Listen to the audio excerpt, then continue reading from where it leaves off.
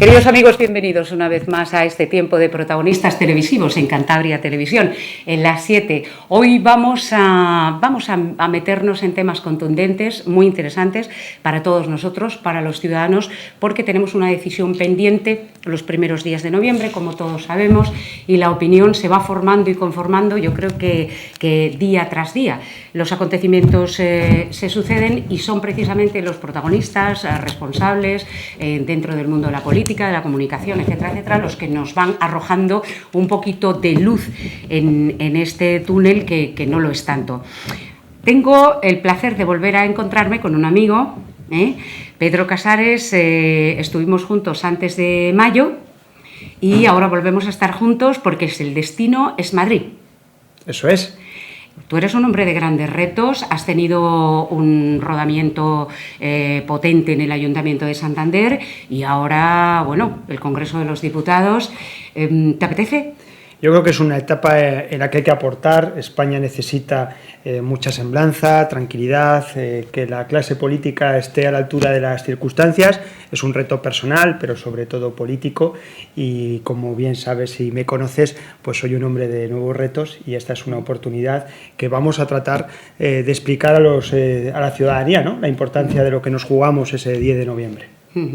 Verdaderamente nos jugamos muchos. Bueno, yo y como periodista tengo la suerte de estar entre dos primeros espadas, dos pesos pesados, dos hombres. Decía este señor que se llama Óscar Puente Santiago, que es el alcalde ni más ni menos de la ciudad de Valladolid, decía que solo ya los últimos, dijiste tontos y ya se quedan en política, yo dije románticos, valientes. Valientes, sí. Sí. Sí, podemos coincidir también.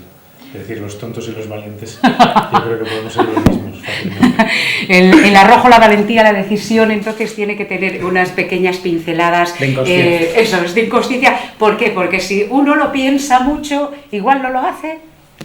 ¿O? Bueno, yo creo que en el caso mío y de Pedro es una cuestión vocacional. Sí. Yo creo que los dos teníamos una preparación y un ámbito profesional fuera de la política. Yo ejercí la abogacía 20 años y la dejé el día antes de ser alcalde. Es decir, que bueno, yo me he dedicado full time a la política pues prácticamente desde hace 5 años, ¿no? Entonces, bueno, si estamos aquí probablemente es porque, a pesar de que podríamos estar más cómodos en otro sitio, esto nos motiva y es nuestra vocación, ¿no? Y no lo podemos remediar. Un hombre de profesión, un hombre de letras, un hombre de ciencias, los dos muy vinculados al mundo de la política, al compromiso con la sociedad. El alcalde de Valladolid, bueno, lleva siendo alcalde desde 2015, 2015. Después de 20 años de mayoría absoluta del Partido Popular, casi como en Santander, un poquito menos. Bueno, ya sabes que nosotros somos en Santander más pequeñitos, pero todo llegará. Sí, por Todo supuesto. Tendría que haber llegado ya. Todo llega. Tendría que haber llegado ya. Bueno, siempre fuimos el Mar de Castilla, acuérdate de nuestra relación con Castilla, impresionante, con Valladolid. Fíjate, mi hermana, ahora os estaba contando, mi hermana se casó en Valladolid con un vallisoletano, tengo 2 sobrinas de allí, porque se estudiaba allí, había muchas carreras que no había aquí y la unión era total. ¿Cómo es tu ciudad? ¿Cómo es tu ciudad para gestionar? ¿Qué puntos, qué tienes más a favor? ¿Qué puedes tener más en contra o te puedes encontrar más dificultad? Bueno, la ciudad de Valladolid yo creo que es una perita en dulce para cualquier alcalde. Es una ciudad con un tamaño ideal, 300.000 habitantes, una ciudad pujante, con una industria muy interesante, vinculada fundamentalmente al tema del automóvil, pero también al agroalimentario. Es una ciudad tranquila, es una ciudad limpia, es una ciudad segura, una ciudad bonita. Ya se ha ido embelleciendo en los últimos años, ¿no? Después del destrozo patrimonial que se hizo en los años 60 del siglo pasado. Y es una ciudad saneada, tiene un ayuntamiento muy saneado, es un ayuntamiento que tiene recursos y por tanto, bueno, pues es una ciudad que a mí me parece que cualquier alcalde querría. Yo creo que más grande o más pequeña, con más dificultades económicas, bueno, pues sería una ciudad más incómoda. Yo, desde luego, puedo dar las gracias de haber tenido la oportunidad de gestionar una ciudad tan estupenda, ¿no? Ese equilibrio de tamaño ideal está también ayudado por una posición estratégica. Estáis sobre Madrid, muy cerca, debajo también del norte, estáis en línea. Sí, el emplazamiento y las comunicaciones de Valladolid son inmejorables. Es un enclave estratégico en el noroeste de España con buena salida hacia nuestro mar, que es el mar de Cantabria, y nuestras montañas, que son las montañas cántabras también. Una cercanía a Madrid, que es un arma de doble filo, porque Madrid es una aspiradora, es decir, Madrid no suelta nada, Madrid lo aspira, lo absorbe todo, ¿no? Entonces, quien cree que se puede sacar algo de Madrid se equivoca, es muy, muy difícil. Pero bueno, nosotros ahora estamos en un momento en el que con el tren de alta velocidad podemos ofrecerle a Madrid cosas, más que a Madrid, a las personas que viven en Madrid, cosas que en Madrid no tienen. Yo creo que está empezando a sentarse ya un grupo de gente importante que vive en Valladolid, pero que trabaja en Madrid, que quiere una ciudad para vivir a escala humana, que quiere, cuando corta el trabajo el jueves o el viernes, tener a su familia en un sitio donde respira aire limpio, puede ir andando a casi todas las partes, pero sin renunciar a las cosas que te da una ciudad grande. Nosotros, por ejemplo, tenemos 6 teatros abiertos, y 6 teatros abiertos para una ciudad de 300.000 habitantes, 6 teatros haciendo temporada teatral completa, lírica, musical, teatral, etcétera, pues es algo muy, muy excepcional, no es normal, ¿no? Lo que da idea de que es una ciudad que tiene muchísima vida, muchísima actividad, una ciudad muy agradable de vivir, con buenos colegios, buenos hospitales, por tanto un sitio ideal para pelear en este mundo en el que vivimos por los estilos de vida, es decir, por ofrecer a la gente un lugar en el que vivir y ser feliz. Y luego, bueno, pues tiene la posibilidad, como sucede en el mundo de hoy, de trabajar en Madrid, que está a 50 minutos en tren, una hora, o ahora que el teletrabajo se va imponiendo o que trabajar en un sitio u otro no es lo relevante, pues también ofrecer posibilidades para estar en Valladolid. Así que, bueno, estamos en un momento, yo creo que muy, muy interesante. Una ciudad cosmopolita muy cerca de Madrid. Decir Madrid es decir Pedro Casares, es decir Congreso y es decir sube, baja, vete y ven. Claro, la familia esperará aquí. Hay una cosa, la decía Óscar, ¿no? Cuando uno decide dar un paso al frente, involucrarse en política, por tanto estar en la vida pública, renuncia a muchas cosas, a tiempo de la familia, de los amigos, incluso algunos a la propia desarrollo profesional, ¿no? Pero yo creo que al final el orgullo de decir representar a tu tierra, representar a Cantabria en Madrid es un orgullo para los que nos gusta aportar y dedicarnos a los demás, ¿no? Por tanto, yo me voy convencido a Madrid sabiendo que tenemos muchísimo tarea por hacer, que un diputado socialista en Madrid va a ser clave para los grandes retos que tenemos en Cantabria, infraestructuras pendientes, la llegada de la alta velocidad como continuación de esa línea de Valladolid-Palencia hacia Santander, el pago de nuestra deuda histórica de Valdecilla, en fin, cantidad de retos que hay pendientes, así que con muchísimo orgullo voy a trabajar por ello en Madrid, sabiendo que renuncio a parte de lo que uno cuando decide dar un paso al frente, pues sabe que tiene que hacer, ¿no? Bueno, la palabra orgullo y también el término socialista forma parte de vuestras vidas, junto con el compromiso. Tengo que preguntaros por lo que estamos viviendo estos días en nuestro país. Estamos ya muy cerca, en una recta final de unas elecciones que no nos habíamos programado, que no nos habíamos imaginado, y menos atravesando los tiempos que estamos atravesando, los días. Aunque cuando tienes cierta entidad de opinión, sabes filtrar, ¿no? Y hay mucho ruido mediático. Y también estamos viendo, ahora voy a hablar de Cataluña y os voy a pedir a los dos, a ver, esperábamos que esa cale borroca de butifarra, que llamo yo, o sea, la gente joven que ha ido, bueno, a quemar contenedores, por cierto, que le va a venir muy bien al cambio climático, todo eso, sabíamos que iban a hacer ruido. ¿Cuánto puede pesar ese ruido? Y si el problema puede ser cómo parar ese ruido. ¿Qué piensa Pedro Casares? Bueno, yo creo que hay algo sobremanera importante en esta cuestión, ¿no? Y que el Partido Socialista siempre lo ha dicho y lo ha defendido, y especialmente el Gobierno de la Nación, el Gobierno de Pedro Sánchez, que es que no puede haber nada al margen de la ley y que la ley no está sujeta a todos y todo el mundo tiene que cumplir la ley, sea el expresidente de la Generalitat, altos cargos. Por tanto, cuando cuando la ley ha actuado, los tribunales de justicia han actuado, ha actuado la democracia y por tanto la convivencia entre españoles.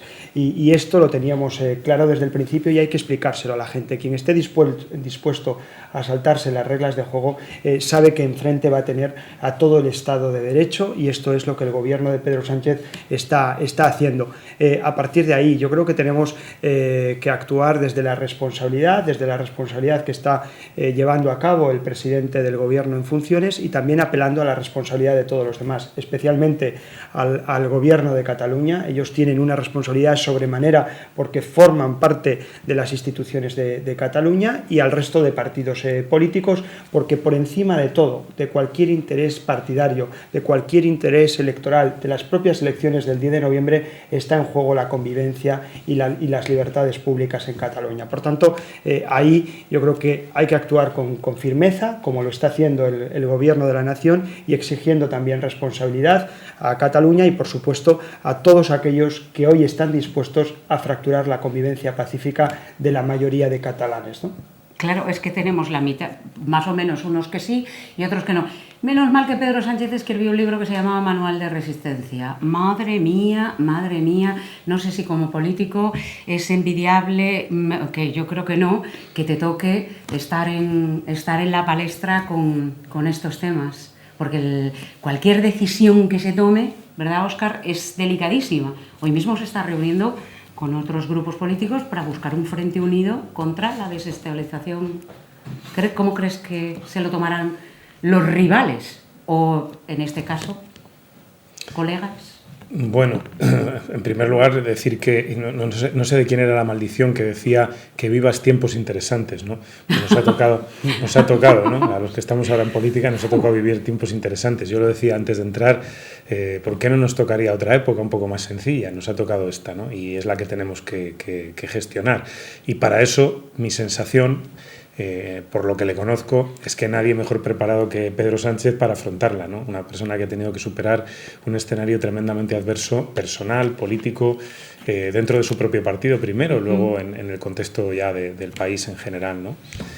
Bueno, yo lo que creo es que esto, ¿cómo se soluciona? Pues se soluciona en el momento en el que quienes han decidido ir hacia adelante desde hace mucho tiempo se den cuenta de que esa huida hacia adelante no les lleva más que al abismo. Es decir, emprendieron un camino que no lleva a nada bueno.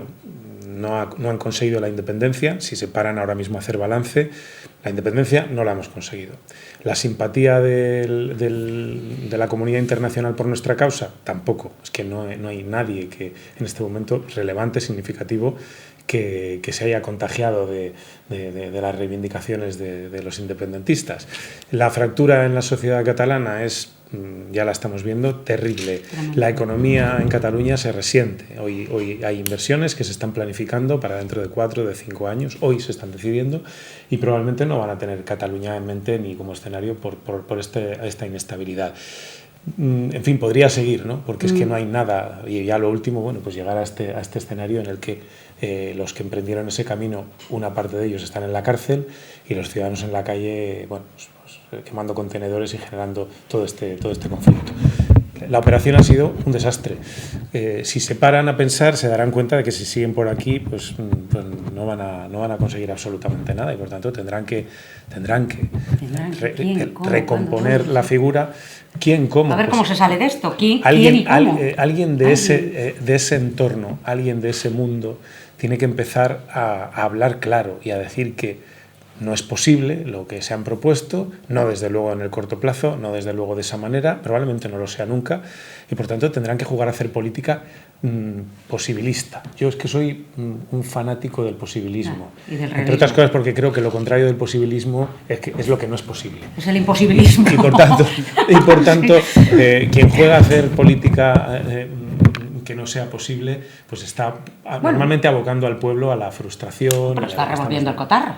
¿Para qué? Pero no, eso no conduce a nada Pues bueno. porque hay gente que le gusta vivir en conflicto o sobrevivir en conflicto porque quizás cara a cara, limpiamente y en momentos de paz no tenga la capacidad de sobrevivir en ese río revuelto, ganancia de, yo diría, malos pescadores. ¿Vais a pensar los dos, vais a contestarme los dos una duda que yo tengo? A ver, yo he vivido 20 años en Barcelona, en Cataluña.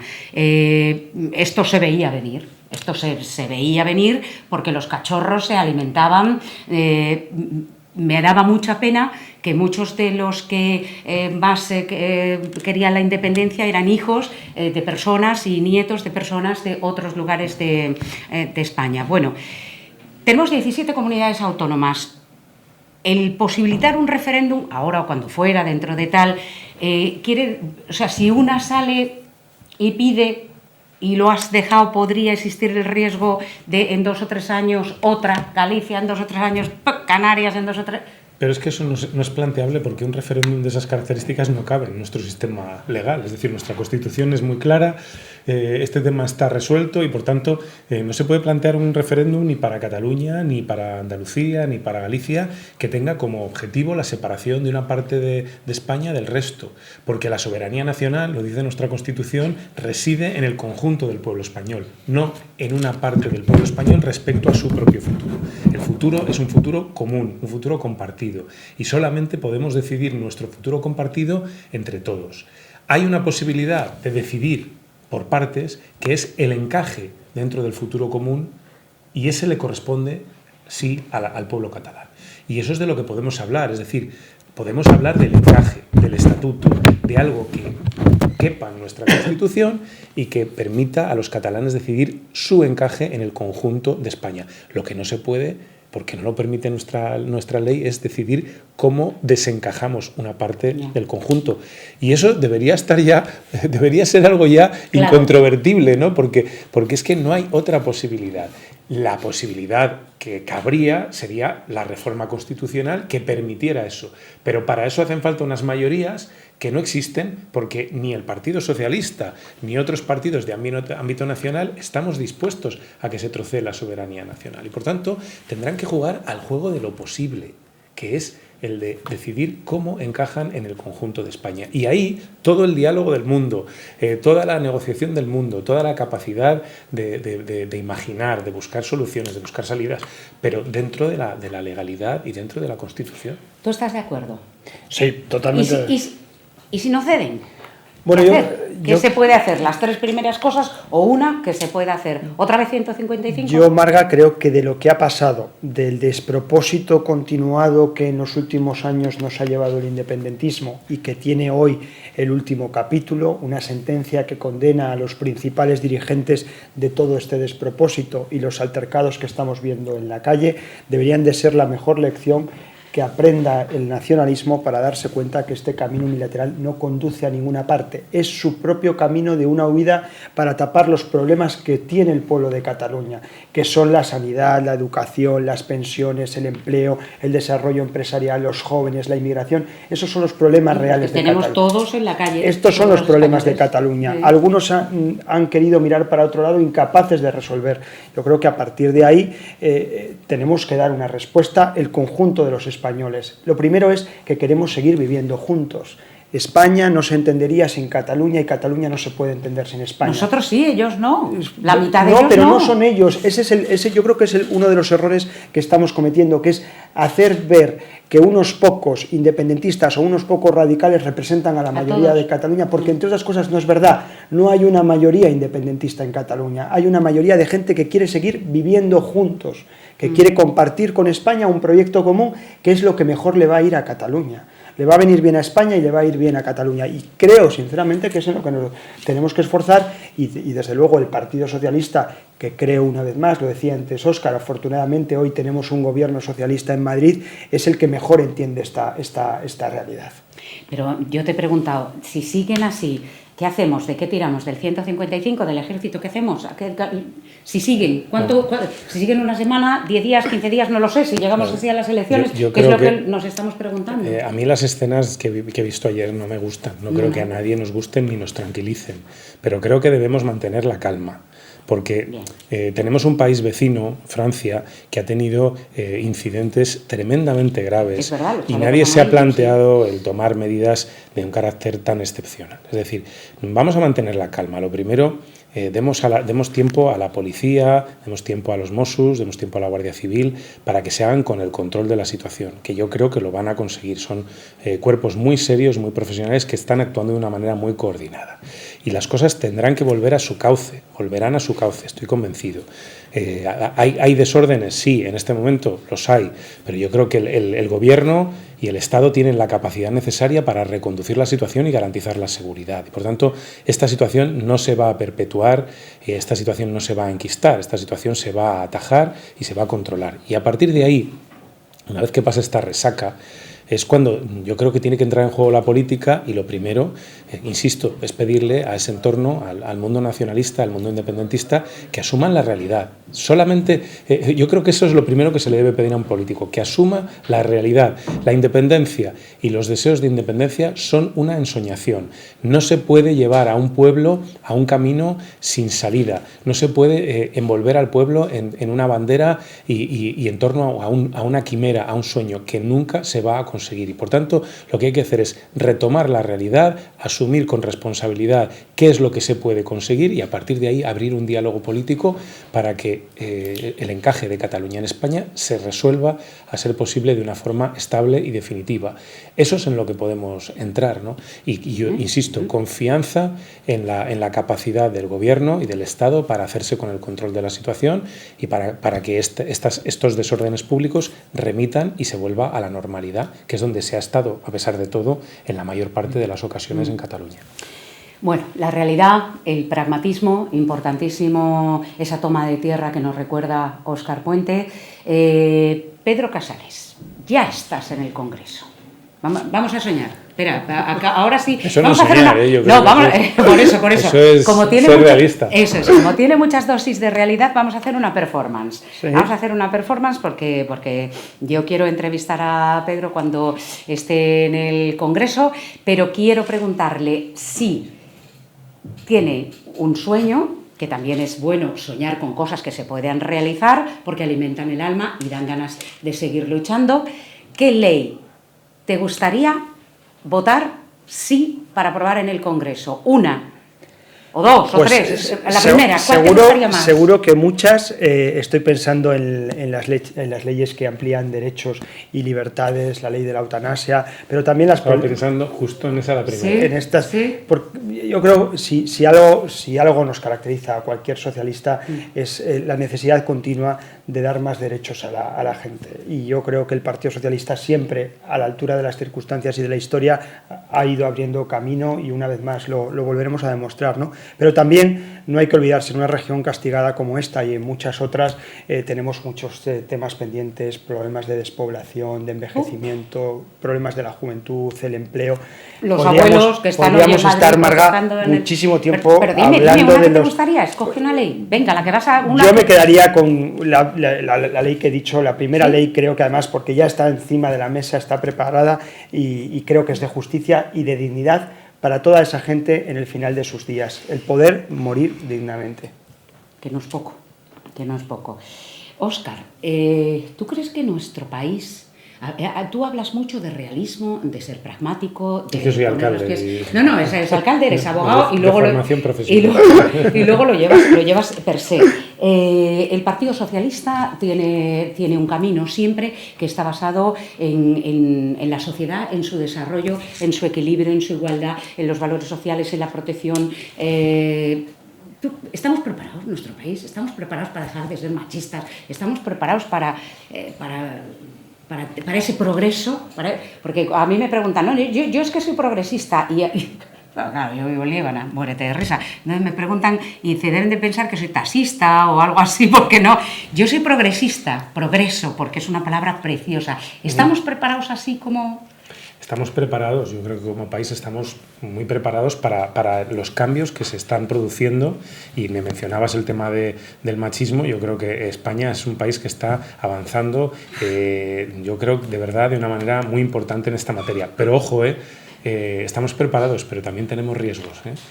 tenemos riesgos en la medida en que hay consensos importantes que en este país ha costado mucho alcanzar, y uno de ellos es poner a todas las fuerzas políticas de acuerdo en torno a la lucha contra la violencia de género, pero nos estamos encontrando con partidos políticos que quieren quebrar ese consenso y que están haciendo un discurso profundamente regresivo. Por tanto, yo siempre digo que las conquistas no son irreversibles, ninguna, que nadie piense que cada paso que damos adelante y cada terreno que conquistamos es un terreno que ya no se pueda perder. Cuidado, hay en este momento una pulsión reaccionaria que incluso está consiguiendo arrastrar a fuerzas políticas que más o menos convencidas, como se quiera, pero que habían entrado en la dinámica de la lucha por la igualdad de género, etcétera. Cuidado.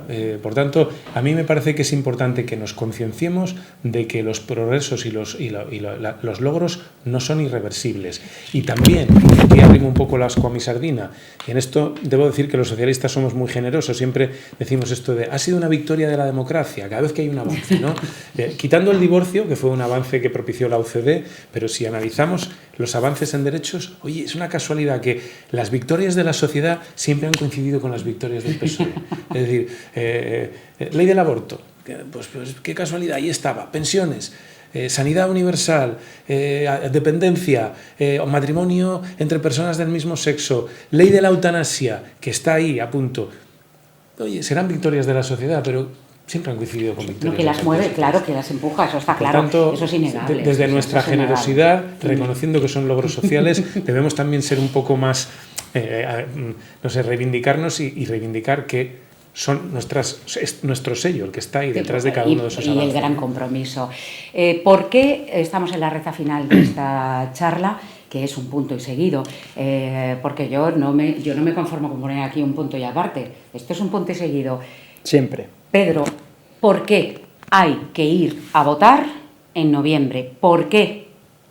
Bueno, yo creo que, y por qué hay que ir a votar además Progreso, ¿no? Eso ya te lo dejaba a ti, pero ¿por qué? Lo digo, es fundamental tener un gobierno. En este momento el Partido Socialista es el único partido de cuantos se presentan a las elecciones del 10 de noviembre que está en condiciones de garantizar un gobierno de progreso, un gobierno estable, creíble, reconocible, el único que tiene un programa de gobierno para este país, para que las urgencias de los ciudadanos, que ahora mismo algunos las han puesto en segundo lugar, no puedan esperar más, y porque fundamentalmente yo diría, tenemos una oportunidad el 10 de noviembre, el Partido Socialista ya ganó las elecciones del 28 de abril, mayoritariamente los cántabros y las cántabras querían que Pedro Sánchez volviese a formar gobierno, otros lo bloquearon, los partidos que venían a regenerar la política o a dar soluciones a la política, lo que han hecho es bloquear la política, Podemos o Ciudadanos, y luego frente a eso hemos visto a un Partido Popular tremendamente irresponsable con el país, con España y con los españoles, ¿no? Por tanto, el día 10 de noviembre hay una oportunidad. Si no van los progresistas de esta tierra, otros irán a votar. Hemos visto el riesgo de involución en los grandes avances de este país o en comunidades autónomas y Castilla y León, de donde viene Óscar Puente, es un ejemplo. Allí donde han tenido oportunidad el Partido Popular, Ciudadanos y Vox se han juntado para impedir que el que ha ganado las elecciones pudiese gobernar una tierra como puede ser Castilla y León, ¿no? Pues para que eso no se dé en España es fundamental que los progresistas el día 10 de noviembre, a pesar de todo, vayan a votar y voten al Partido Socialista. La pregunta que le voy a hacer a Óscar Puente viene al hilo de lo que contesta Pedro, pero voy a darle otra vuelta de tuerca. Óscar Puente Santiago, alcalde de Valladolid por el Partido Socialista. ¿Por qué hay que votar el 10 de noviembre al Partido Socialista, como nos dice el candidato al Congreso, Pedro Casares, por Cantabria, si vimos que el Partido Socialista gana en mayo, pero luego, voy a decir así, no ha podido formar gobierno? ¿Por qué volver a los desencantados? Bueno, no formó gobierno porque le faltaron los apoyos suficientes para hacerlo, ¿no? Y por tanto lo que cabría pedirle a los ciudadanos es que nos den un mayor apoyo para que podamos formar gobierno. ¿Por qué? Pues yo no estoy ahora en Valladolid, pero quien conozca Valladolid y quien haya visto Valladolid estos últimos 5 años sabe en parte por qué estamos avanzando tanto. Llevamos hoy aprobábamos ya inicialmente el presupuesto en Junta de Gobierno y antes de final de año estará aprobado definitivamente. Y así llevamos 5 años. 5 años con presupuesto cada año. Así avanzan las cosas, es decir, con un plan, con capacidad de tomar decisiones, de trazar estrategias a medio y largo plazo. ¿Cuánto tiempo lleva este país sin un gobierno que pueda de verdad afrontar los problemas con un mínimo de margen de maniobra?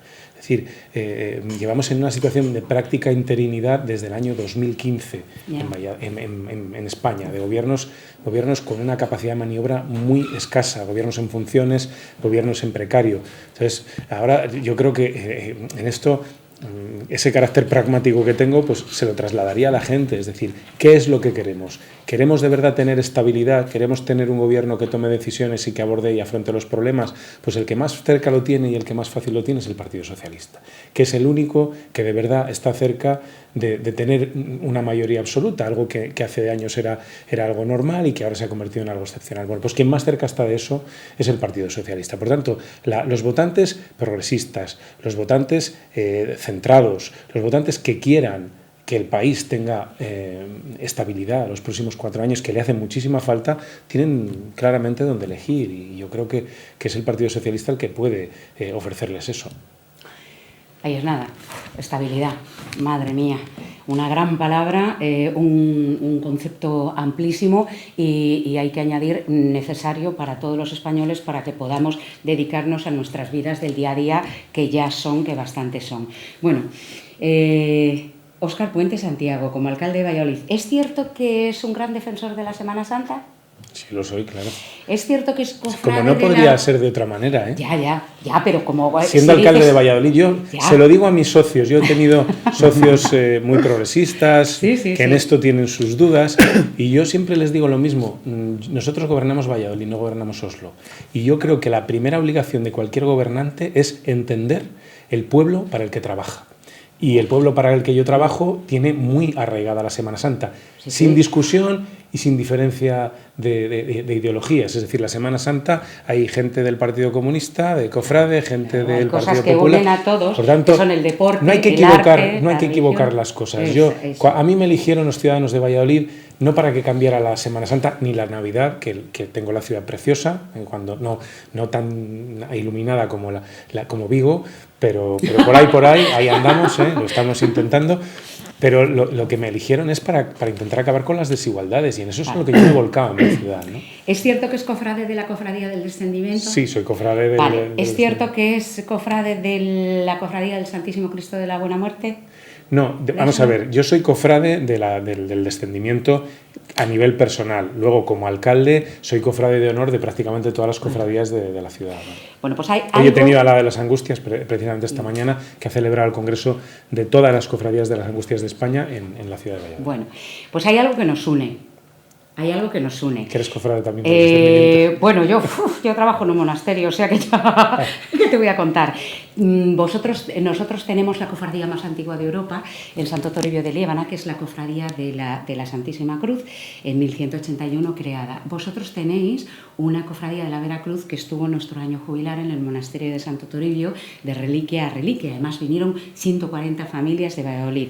Yo me he permitido traerte un regalo que simplemente es un anticipo para cuando visites nuestra tierra, pues que te vengas a dar una vuelta por nuestros paisajes y que te hacemos cofrade de honor también con muchísimo gusto. Es simplemente un recuerdo. Muy bien, una pequeña medalla del Lignum Crucis. Muchas gracias. Que conservamos ahí en el monasterio de Santo Toribio, que nos une porque Valladolid tiene su cofradía de la Cruz y tiene una pequeña astilla también, y hay cosas que unen. Cierto. Además es una de las más importantes, la cofradía de la Vera Cruz. Sí, estuvieron todas las... Bueno, vinieron con bebés, le hice la entrevista al cofrade más joven, yo creo que del mundo, porque venían con un bebé recién nacido de 2 meses. Bueno, vamos a ir a ver las luces de Navidad del alcalde de Valladolid cuando vengamos de Madrid, del Congreso. Sí, porque Pedro además Casares. las fechas coinciden. Eso es, nos vamos a bajar porque yo voy a ir a entrevistarte a Madrid a la puerta, nos vamos a ir en tren y voy a ir a la puerta del Congreso cuando salgas y nos vas a contar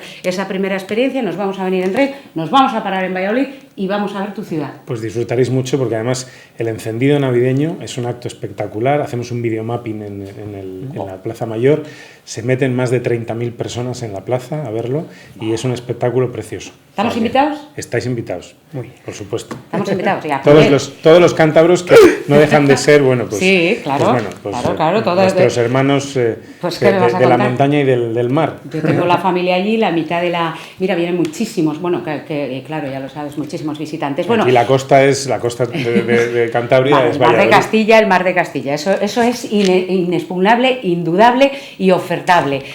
Muchísimas gracias, me están diciendo que nos vamos ya. Pedro, para ti tengo otro regalo. Mi deseo de buena suerte, que la vas a tener, y un beso. Estos son los regalos que más me gustan.